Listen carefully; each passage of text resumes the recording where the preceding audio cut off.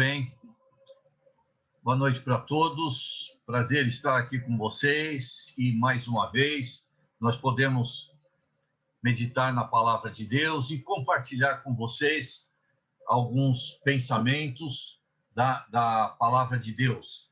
Esse livro precioso, maravilhoso que Deus nos deixou para revelar quem Ele é e qual é a sua vontade para as nossas vidas, não é? Eu vou compartilhar a tela aqui com vocês para que a gente possa, então, começar a nossa aula de hoje.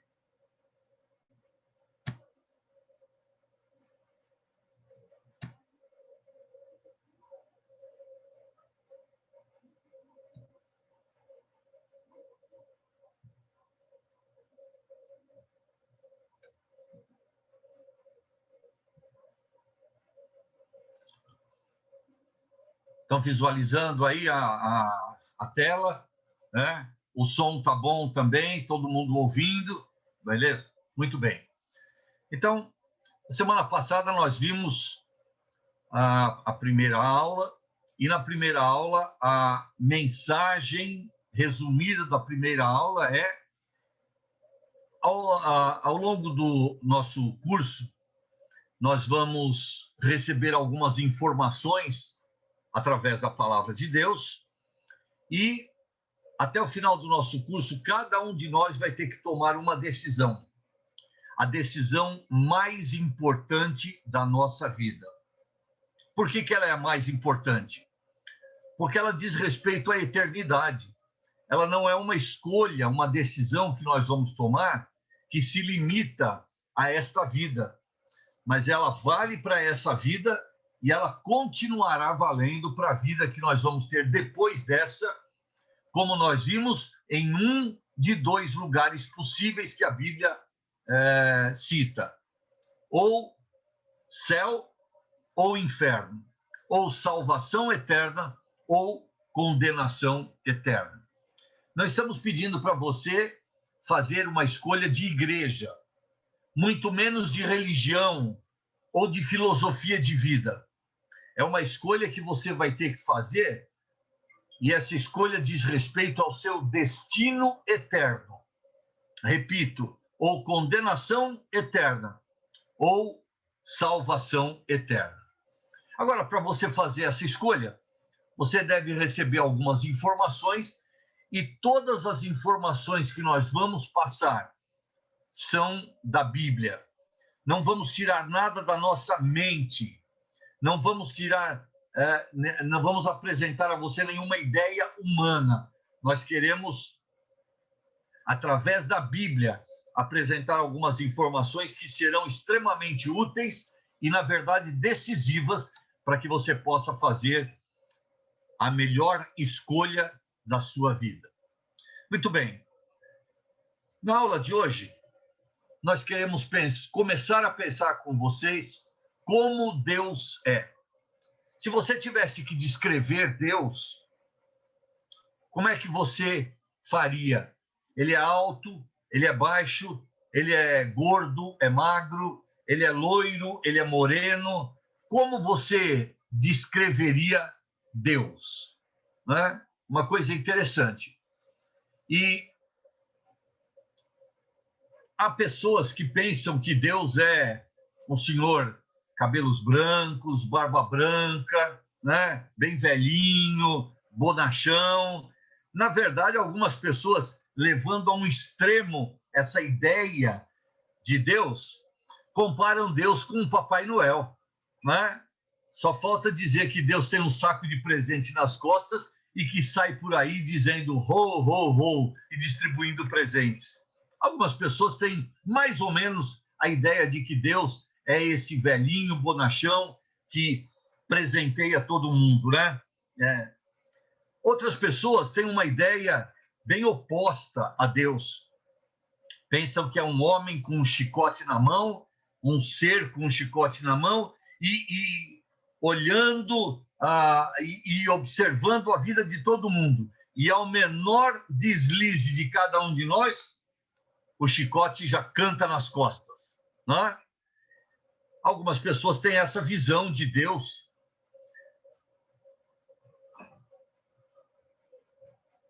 Interessa mencionar para você, algumas pessoas com estas ideias têm uma ideia tanto física quanto moral de Deus.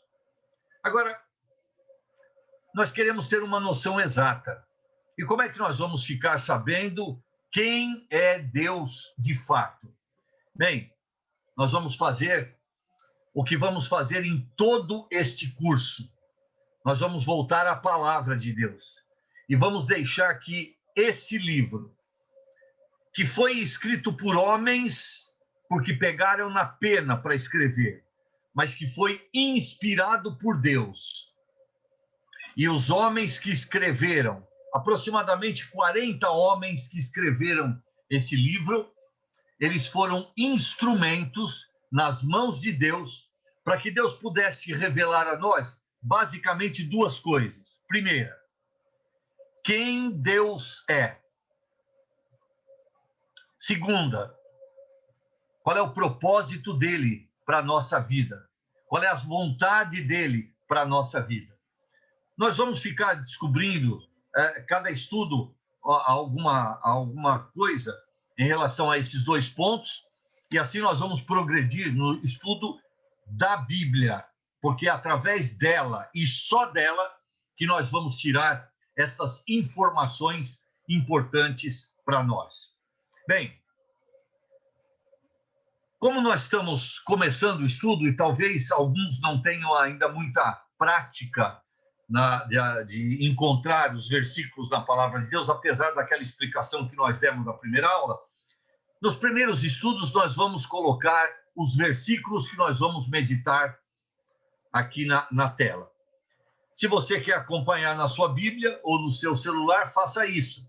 Se você não quer acompanhar, apenas ler conosco na tela, anote aí para depois você procurar na Bíblia e meditar nesses versículos. A primeira coisa que nós queremos dizer a respeito de Deus é aquela verdade que o primeiro capítulo, o primeiro versículo, no primeiro livro da Bíblia, nos revela acerca de Deus. Gênesis 1:1 diz: no princípio criou Deus os céus e a terra. É interessante nós notarmos algumas coisas neste versículo. No princípio do quê? Bem, no princípio do mundo que nós conhecemos, não é? Mas é interessante que Deus já estava ali no princípio. E a primeira ação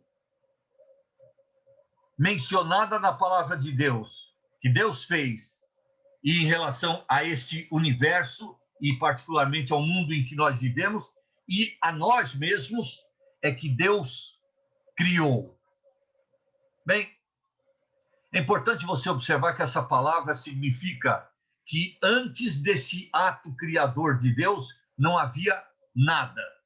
Na verdade, o mundo, se é que nós podemos usar essa palavra, era um grande vácuo absoluto.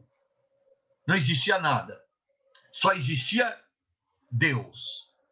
E Deus, do nada, criou os céus e a terra. Interessante isso, né? Mas esta palavra mostra exatamente o poder criador de Deus. Do nada, ele fez surgir tudo. É interessante porque nós estamos acostumados com processos químicos, reações químicas, que transformam substâncias umas nas outras.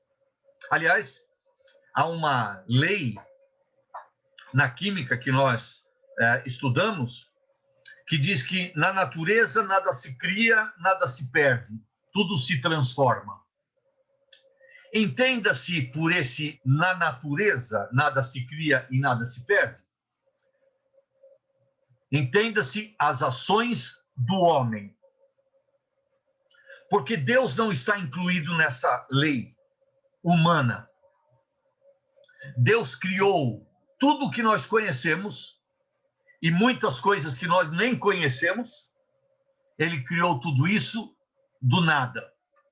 Então, ele não fez uma transformação, uma reação química que gerou esse mundo que nós conhecemos. Não, absolutamente. Eu vou repetir. Antes desse ato criador não havia nada. E do nada, Deus criou tudo. Bem, essa é a posição da Bíblia, e essa é a posição, e essa é a crença daqueles que cremos na palavra de Deus como instrumento revelador da pessoa e dos propósitos de Deus para nós. Não cremos que o mundo surgiu de uma explosão, mesmo porque nenhuma explosão explicaria a origem do universo. Evidentemente que para existir uma explosão, deve existir o combustível e deve existir um comburente. E além do combustível e do comburente, deve existir uma fagulha que dá a energia de ativação inicial necessária para o processo químico ocorrer. Bem, os homens que creem que o universo surgiu de uma explosão, eles não conseguem explicar quem é que criou o combustível, quem é que criou o comburente, quem é que criou a faísca que deu origem a essa combustão. Então, nós preferimos nos ater ao que a Bíblia nos diz. E eu vou repetir. Antes desse ato criador de Deus não havia nada. E após esse ato criador de Deus, céus e terra, tudo que nós conhecemos, foram feitos do nada, pela palavra e pelo poder criador de Deus. Este é o Deus que começa a se revelar através das páginas das Sagradas Escrituras. E depois, se nós continuássemos a leitura do capítulo 1 de Gênesis, nós veríamos os detalhes, como Deus criou o mundo vegetal, como Deus criou o mundo mineral, como Deus criou o mundo animal, e particularmente depois chegando no capítulo 2 de Gênesis, como Deus criou o homem e a mulher. E sabe de uma coisa? Mais para frente nós vamos estudar estes atos criadores de Deus, mas por enquanto eu quero deixar isso claro. Esse Deus que se revela através da palavra de Deus, da Bíblia Sagrada, é o Deus que criou tudo o que nós conhecemos e muitas coisas que estão além da nossa capacidade de descobrir e de visualizar, mas todas elas foram criadas pelo poder e pela palavra de Deus. Agora, sabe por que é importante nós considerarmos que Deus é o criador deste universo? Porque ele é o nosso criador também, meu e seu, e por nos criar, ele sabe exatamente como nós somos por dentro. Nossa aparência externa qualquer um pode visualizar, mas por dentro só há um ser neste universo inteiro criado por Deus que nos conhece perfeitamente e sabe exatamente quem nós somos. E esse ser é Deus. Quando nós começarmos os nossos estudos a respeito do homem, nós vamos recorrer ao mesmo instrumento que estamos recorrendo para descobrirmos quem somos nós. A Bíblia Sagrada nos revela como Deus nos criou, para que Deus nos criou, qual era a situação do homem criado por Deus. E a Bíblia também nos revela em quem nós nos tornamos e qual o propósito de Deus para a nossa vida. Então lembre-se disso. É importante sabermos que Deus nos criou, porque Ele sabe exatamente quem nós somos. Um segundo fato que nós queremos dizer a respeito de Deus, nós vamos encontrar em Gênesis capítulo 1, verso 26. Depois de haver criado sol, lua, estrelas, o planeta Terra, o mundo físico, geográfico, depois de ter criado montanhas, vales, rios, depois de ter criado o mundo vegetal, depois de ter criado os animais terrestres, aquáticos e aéreos, as aves, Deus disse em Gênesis 1:26, está registrado: façamos o homem à nossa imagem, conforme a nossa semelhança. Interessante esta expressão que Deus usou. Suponha que você estivesse no lugar de Deus, criando o homem. Você diria: farei o homem à minha imagem, conforme a minha semelhança, correto? Pois é. Mas quando Deus disse essas palavras, ele usou o verbo fazer, conjugando na primeira pessoa do plural. E a primeira pessoa do plural é nós. E depois ele usou o pronome possessivo nossa imagem, nossa semelhança. E sabe de uma coisa? Nós ficamos pensando então e deduzimos que através desta fala, Deus estava conversando com alguém. Deus estava confabulando com alguém. E esse alguém ou alguéns seriam coparticipantes na tarefa criadora de Deus, especialmente na tarefa criadora do homem e da mulher. A cereja do bolo que Deus havia criado. Quem são estas pessoas com as quais Deus estava confabulando? Bem, se nós voltarmos um pouquinho para o início do capítulo 1, nós encontraremos as seguintes palavras. Nós já lemos o verso 1, você está lembrando? Eu vou voltar, verso 1. No princípio criou Deus os céus e a terra. Agora acompanhem comigo a leitura dos versos 2 e 3.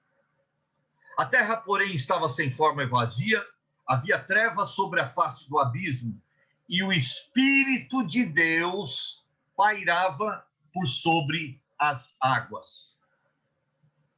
Note aí mencionado, além do verso 1 mencionar a pessoa de Deus, no verso 2 menciona o Espírito de Deus, aquela pessoa da Trindade divina que comumente é chamada de Espírito Santo na Bíblia. Mas continua, verso 3. Disse Deus: haja luz, e houve luz. E no versículo 3 nós encontramos as primeiras palavras ditas por Deus, registradas na Bíblia. E sabe de uma coisa? Quando Deus diz alguma coisa, ele nos diz através da palavra, ou do Logos, que é um outro nome que a Bíblia dá a Deus Filho, o Senhor Jesus Cristo. Sim, porque ele é a revelação de Deus. Então, se nós juntarmos aí esses 3 primeiros versos das Escrituras, nós temos aí a menção, a aparição de 3 pessoas que compõem este Deus Criador que é mencionado no verso 1. E que no verso 26 do capítulo 1 estão confabulando entre si para criarem o homem e depois a mulher. Quem são essas 3 pessoas? Deus Pai, Deus Filho, Deus Espírito Santo, ou Espírito de Deus, como você quiser chamar. Ele recebe estes 2 nomes na Bíblia. Aliás, recebe outros nomes também. Ele é chamado Espírito da Verdade, ele é chamado de o Consolador, ele tem outros nomes. Mas nós queremos resumir, então, esta ideia. Este Deus, Criador dos céus e da terra, e Criador do homem também e da mulher, é o Deus que se apresenta na palavra de Deus, manifestado em 3 pessoas distintas: Pai, Filho e Espírito Santo. É por isso que, confabulando entre si, Deus diz: façamos nós, o homem, a nossa imagem, conforme a nossa semelhança. E sabe de uma coisa? Nos primeiros versículos, aqueles 3 versículos primeiros da Bíblia que eu li, nós encontramos ali a digital, a impressão digital desse Deus criador, que é também o Deus triuno. Volte comigo lá no verso 1. No princípio, e princípio faz-nos pensar na ideia de tempo. Criou Deus os céus, e a palavra céus faz-nos pensar na noção de espaço. E a terra faz-nos pensar na noção de matéria. Notou aí 3 coisas que fazem parte do nosso dia a dia mencionadas? Tempo, espaço e matéria. E nós estamos envolvidos com estas 3 coisas no nosso dia a dia. Curioso, né? Por que 3? Eu vou repetir aquela expressão. Nesses 3 versos, nós encontramos a impressão digital desse Deus que é o Criador do universo, mas também é o Deus triuno. E sabe o que mais? Nós podemos dividir o tempo em passado, presente e futuro. Notou aí mais uma vez o número 3 aparecendo? E nós podemos dividir céus, que indica espaço para nós, e quando nós queremos medir um espaço, nós lançamos mão de 3 dimensões: comprimento, largura e altura. E quando nós nos referimos à matéria, que é a grandeza representada aí por terra, nós conhecemos a matéria também em 3 estados físicos: sólido, líquido e gasoso. Interessante, né? Sabe, eu não convidei vocês para assistirem uma aula de ciências, absolutamente. Eu convidei vocês para estarem aqui hoje à noite e conhecerem quem é Deus.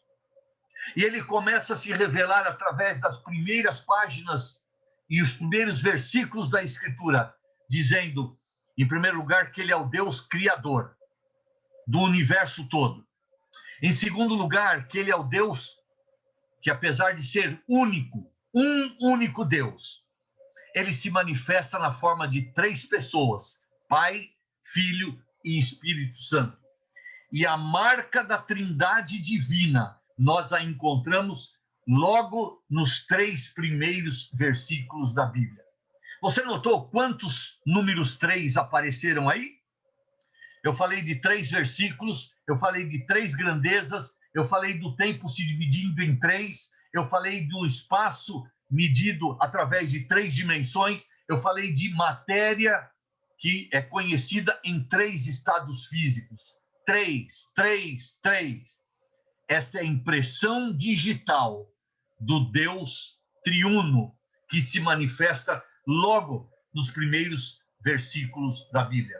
É por isso que Deus disse, o Pai conversando com o Filho e conversando com o Espírito Santo: façamos o homem a nossa imagem, conforme a nossa semelhança. E sabe de uma coisa? Esse homem criado à imagem de Deus, semelhante, não igual, mas semelhante a Deus, esse homem também foi criado como um ser triuno. Na primeira carta que o apóstolo Paulo escreveu aos Tessalonicenses, eu me recordei agora desse versículo e eu não coloquei ele aqui na tela para nós acompanharmos, mas deixe-me ler esse versículo para vocês. 1 Tessalonicenses, capítulo 5, versículo 23, perdão.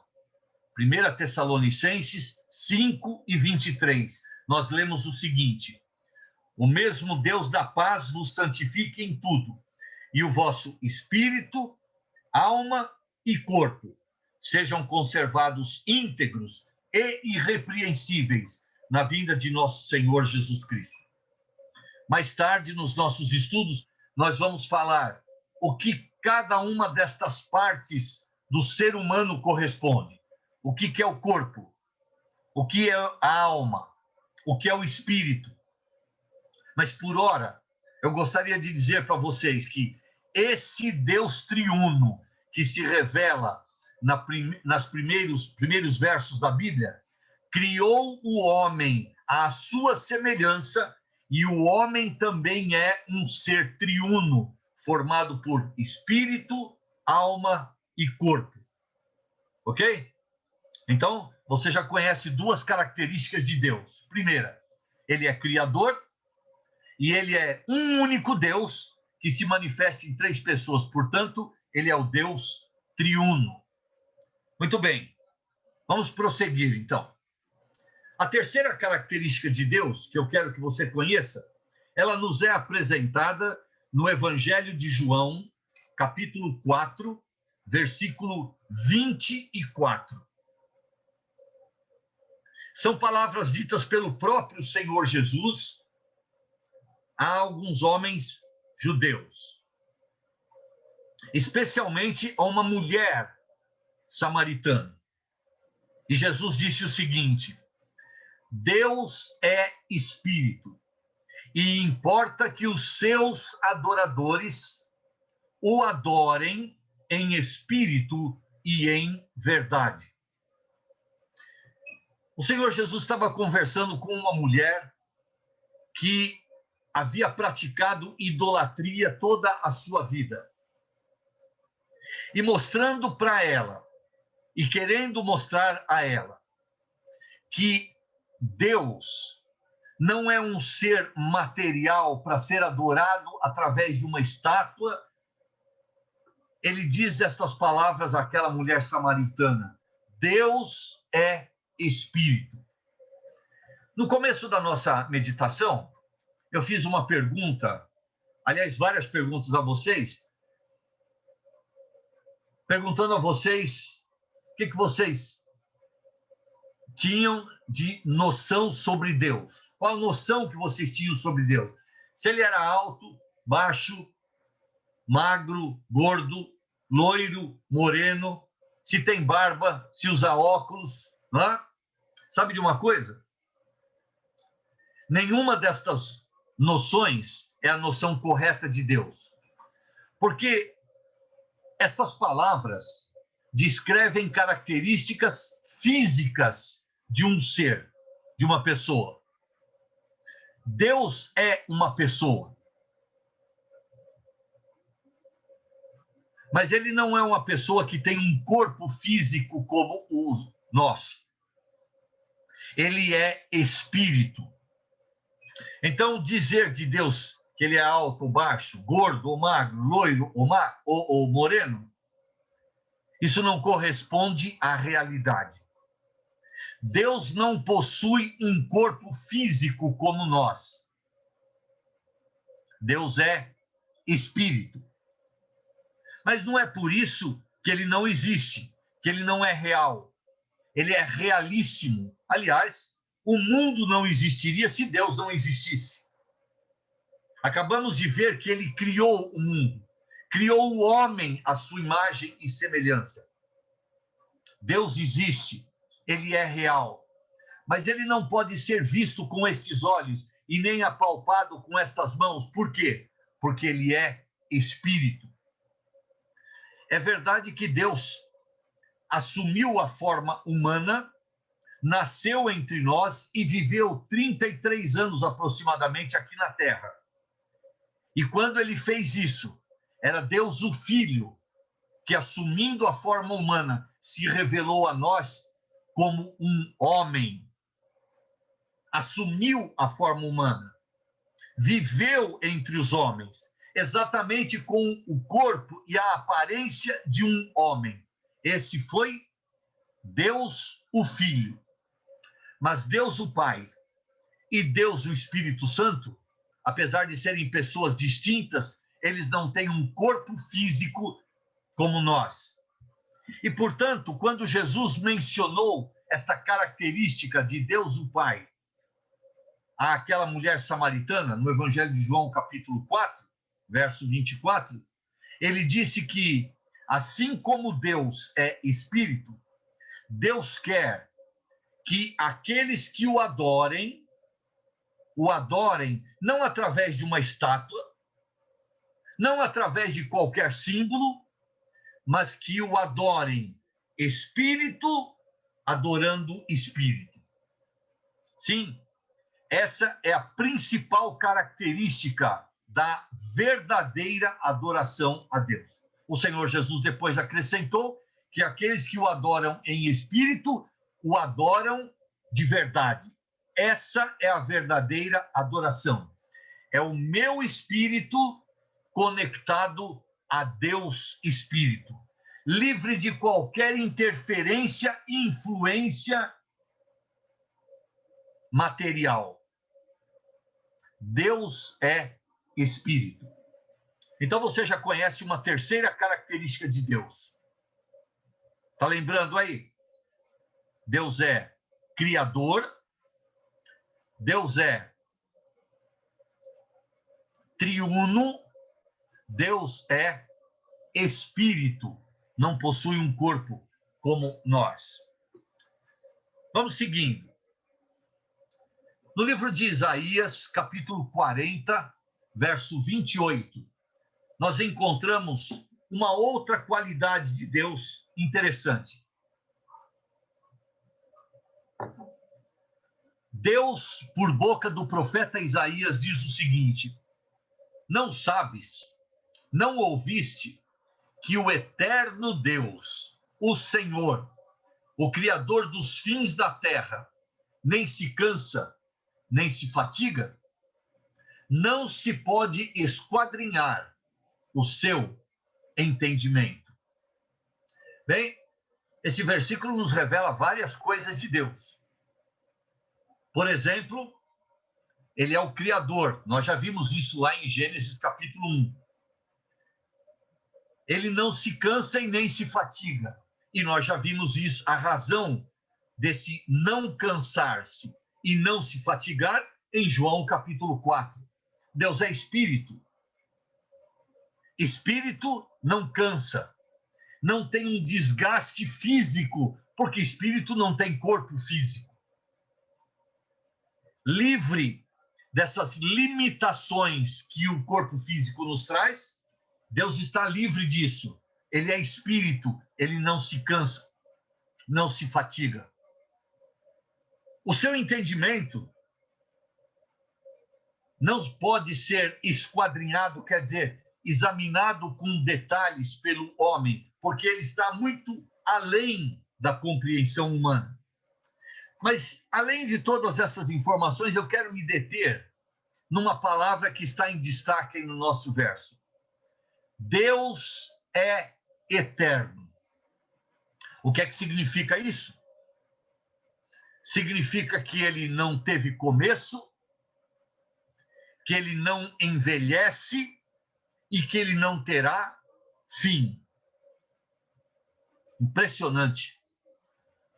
E cada vez que eu medito neste atributo, nesta qualidade que é específica de Deus e ninguém mais no universo a possui, eu fico extasiado. Porque, além de tudo que nós já vimos nessa noite, essa qualidade coloca Deus muito acima de cada um de nós. Cada um de nós sabe o dia do nosso nascimento. Não sabe? Nós não sabemos o dia da nossa morte, mas quando nós olhamos no espelho, nós temos certeza que hoje a nossa morte estava mais próxima do que ontem e amanhã estará mais próxima ainda. E quais são os sinais que o nosso corpo nos dá de que o dia da nossa morte está chegando? É um fio de barba branco? É um cabelo branco? É um pé de galinha que ontem não estava aqui? É a força decaindo do nosso corpo? Estas são limitações que mostram que nós estamos caminhando para o dia da nossa morte.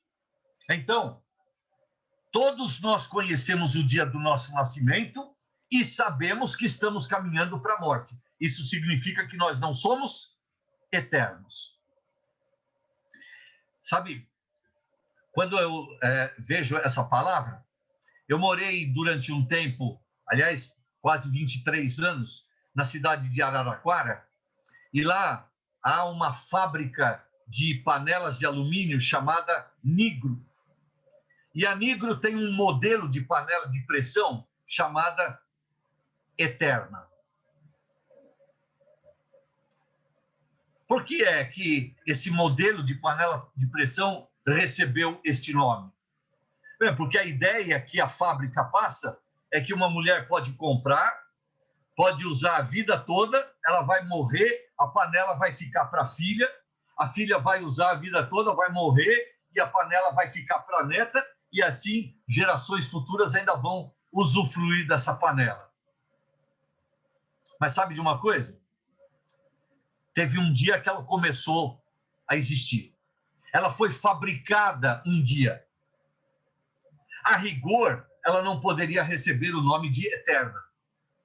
Porque houve um dia que ela foi fabricada e por mais que ela dure 3, 4 gerações, um dia ela também vai acabar. E se você olhar ao seu redor, tudo que está ao seu redor teve um dia que começou a existir e teve um dia que vai deixar de existir. Não é verdade? Deus não. Ele é eterno. Lembra do primeiro versículo que nós lemos em Gênesis 1:1?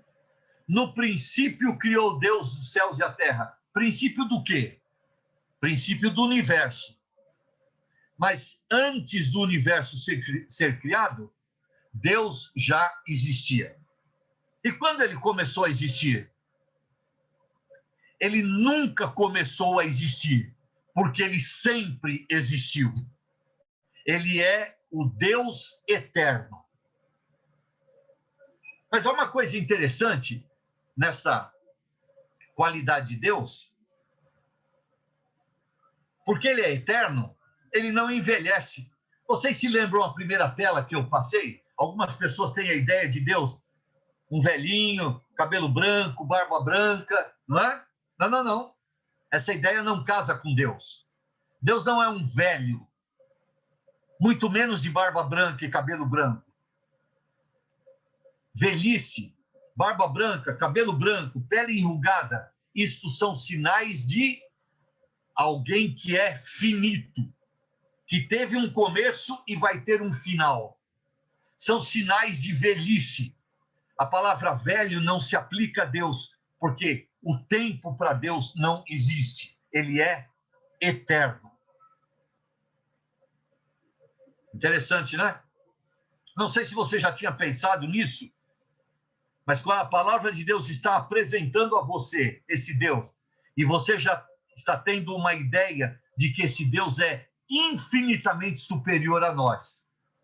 Ele é o nosso Criador, ele é o Deus triuno, ele é o Deus que é Espírito, ele é o Deus eterno. Muito bem, nos momentos que restam ainda, eu queria te apresentar mais uma qualidade desse Deus único. E essa qualidade nós vamos encontrar no último livro do Antigo Testamento. Lembra que nós dissemos na aula passada? O Antigo Testamento é uma coleção de livros que foram escritos antes de Jesus nascer. Ah, mas interessante. Quando Jesus nasceu em Belém, e todo final de ano nós comemoramos o nascimento de Jesus, né? Ele nasceu como homem, porque como Deus, Deus Filho, ele já existia antes da criação do mundo. Na verdade, ele também participou na criação do mundo. Então, agora, no último livro do Antigo Testamento, livro do profeta Malaquias, no capítulo 3, versículo 6, nós encontramos uma quinta e última qualidade de Deus que eu quero tratar com vocês nesta noite. Através do profeta Malaquias, cujo nome significa o meu mensageiro, Deus deixou esta palavra para o povo de Israel, os filhos de Jacó, mas também para nós. porque eu, o Senhor, não mudo.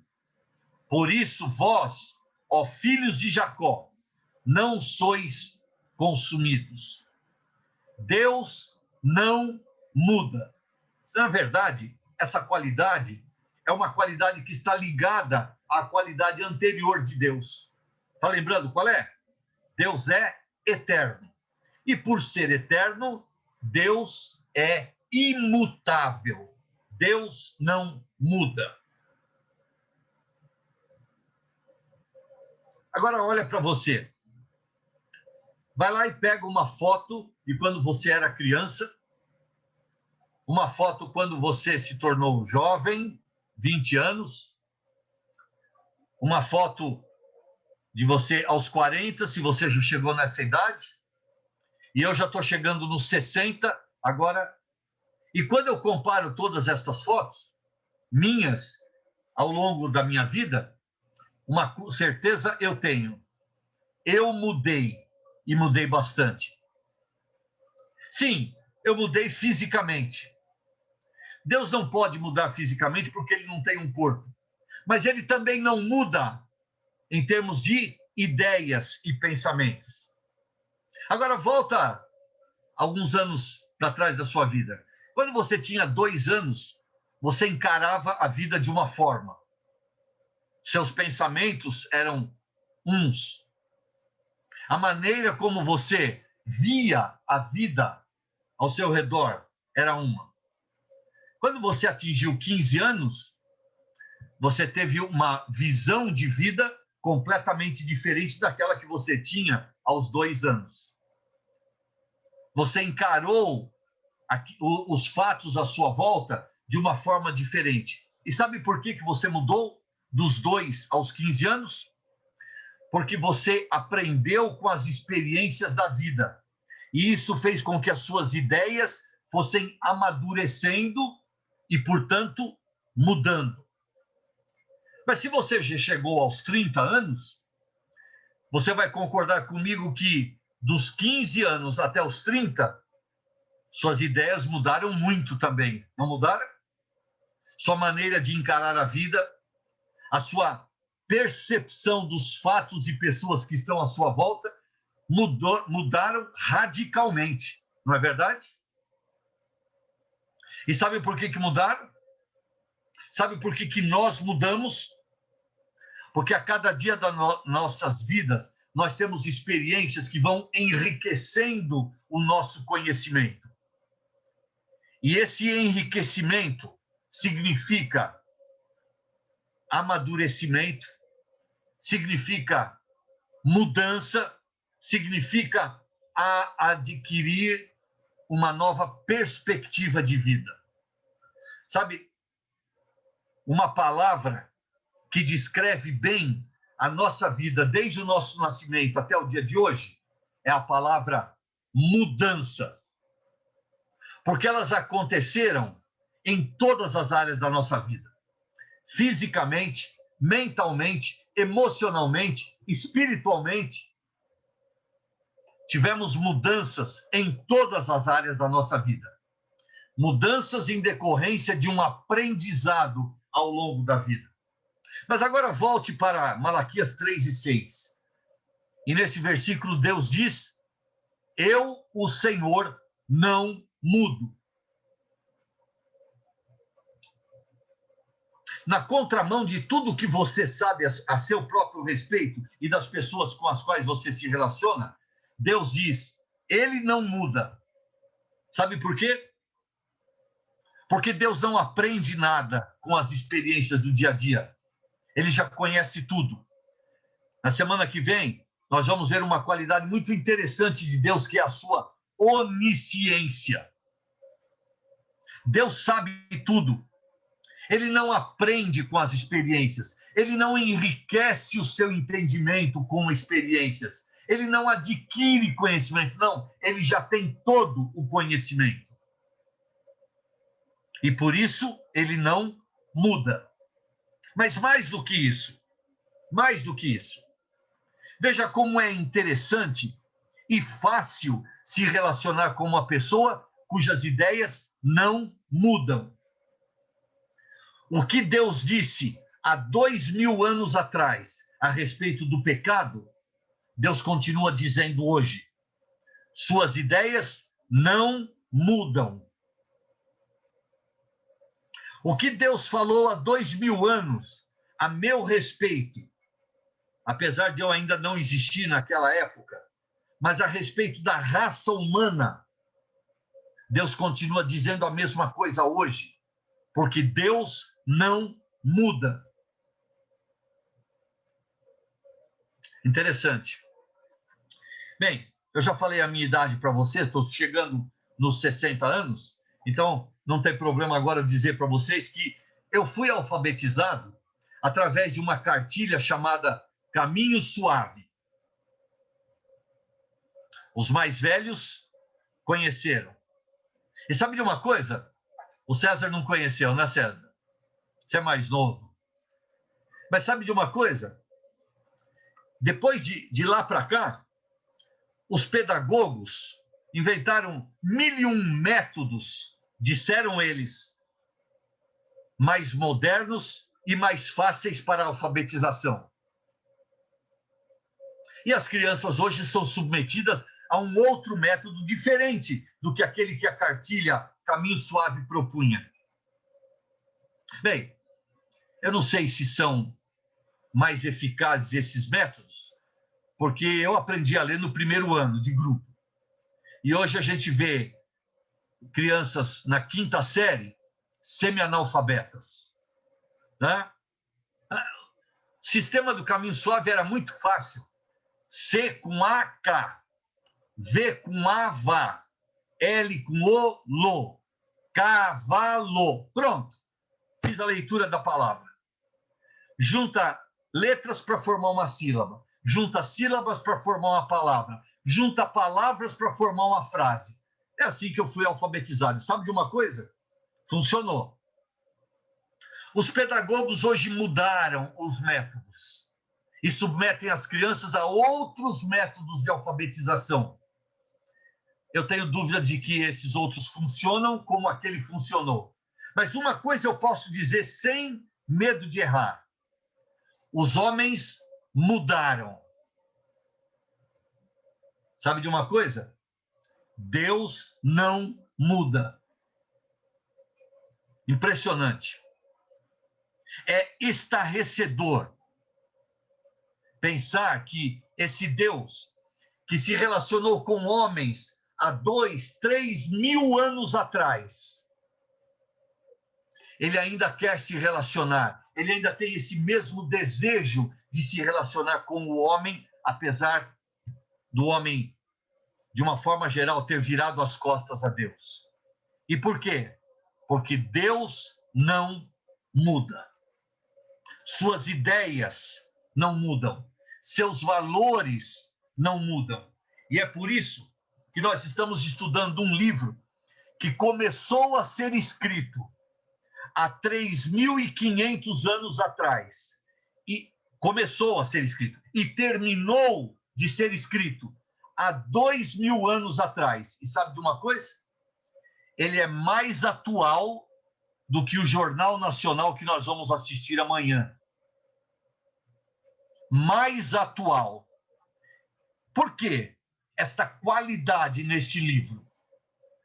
Porque o autor intelectual deste livro, o mentor deste livro, eu não estou me referindo aos homens que pegaram na pena para escrever, eles foram meros instrumentos das mãos de Deus, mas o autor intelectual deste livro é imutável. Portanto, seus valores, suas ideias e sua palavra não muda também.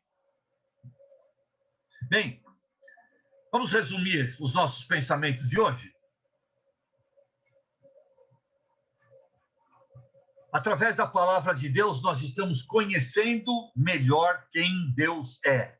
E sabe de uma coisa? Ele se revela através da sua palavra. E nós vimos hoje 5 qualidades importantes de Deus que você deve conhecer. Ele é o Deus criador, portanto, ele nos conhece como ninguém. Ele sabe exatamente os ingredientes que ele colocou na nossa criação. Ele é o Deus triuno, Pai, Filho e Espírito Santo. E a impressão digital desse Deus triuno nós encontramos nas primeiras palavras da Bíblia. E Deus triuno criou o homem à sua semelhança como um ser triuno, formado por espírito, alma e corpo. Esse Deus é espírito. Ele não tem um corpo físico como nós. Portanto, toda a adoração que deve ser prestada a ele deve ser livre de qualquer influência material. Deus é espírito e quer ser adorado em espírito, porque essa é a verdadeira adoração. Esse Deus é eterno, não teve começo, não envelhece, não tem fim, não terá fim. Ele é diferente de tudo o que nós conhecemos. E relacionado com a sua eternidade está a sua imutabilidade. Deus não muda. Suas ideias, seus valores são os mesmos. E a sua palavra é eterna e imutável também. Deus permitindo, semana que vem, nós vamos continuar descobrindo, através das páginas das Escrituras, quem é Deus, para que nós possamos ter um relacionamento com Ele, conhecendo, de fato, esse Deus que quer se relacionar conosco e que se revela a nós através da sua palavra. Queremos desejar a todos uma boa noite, que a palavra de Deus continue falando com vocês. Eu passo a palavra agora para o irmão Artêmio, ele tem as suas considerações finais.